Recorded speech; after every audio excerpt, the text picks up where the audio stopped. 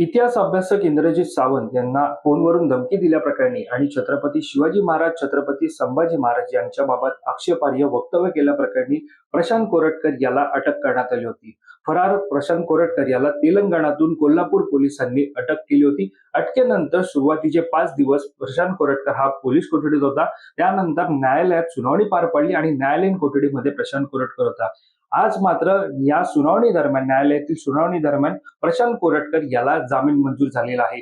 कोल्हापूर जिल्हा सत्र न्यायालयातून प्रशांत कोरटकर याला जामीन मंजूर करण्यात आलेला आहे. त्यामुळे कोल्हापुरातील कळंबा कारागृहातून प्रशांत कोरटकर याची सुटका होणार आहे.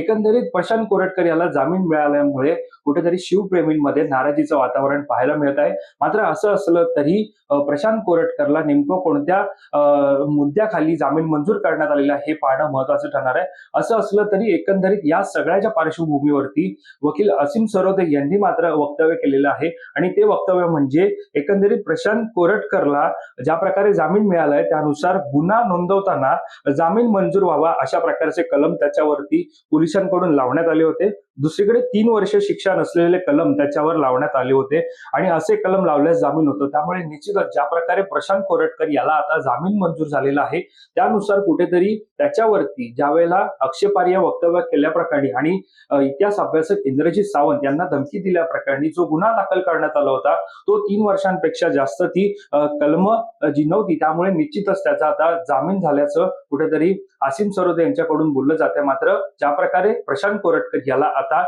जामीन मंजूर झालाय त्याच्यावरून शिवप्रेमींमध्ये नाराजी असल्याचं पाहायला मिळत आहे.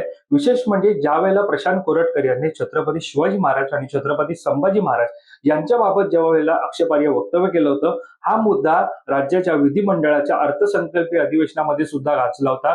विधान भवनाच्या पायऱ्यांवरती विरोधकांकडून असेल, सत्ताधाऱ्यांकडून असेल, आंदोलन सुद्धा त्यावेळेला झालं होतं. प्रशांत कोरटकर याला अटक करण्याची मागणी सुद्धा करण्यात आली होती. मात्र प्रशांत कोरटकर असतील, त्यानंतर सोलापूरकर असतील यांना नेमकं पाठीशी का घातलं जाते अशा प्रकारचा सवाल सुद्धा विरोधकांकडून या अर्थसंकल्पीय अधिवेशनामध्ये त्यावेळेला उपस्थित केला जात होता.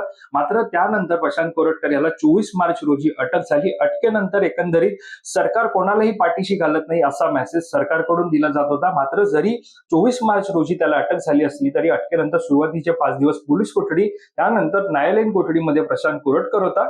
मात्र सध्या जर आपण पाहायला गेलं तर कोल्हापूर जिल्हा सत्र न्यायालयाकडून प्रशांत कोरटकर याला जामीन मंजूर करण्यात आलेला आहे. कोल्हापूर जिल्हा सत्र न्यायाधीश डी.व्ही. कश्यप यांनी कोरटकरचा जामीन जो तो मंजूर केलाय. त्यामुळे या प्रशांत कोरटकरला मिळालेल्या जामिनामुळे शिवप्रेमींमध्ये नाराजी पाहायला मिळते. याशिवाय आता या सगळ्या प्रकरणावरती विरोधकांकडून काय वक्तव्य येतात हे सुद्धा पाहणं महत्वाचं ठरणार आहे. या संदर्भातील अधिक व्हिडिओ पाहण्यासाठी तुम्ही मायमहानगर.com ला व्हिजिट करा आणि मायमहानगर लाईव्हला सबस्क्राईब करायला विसरू नका.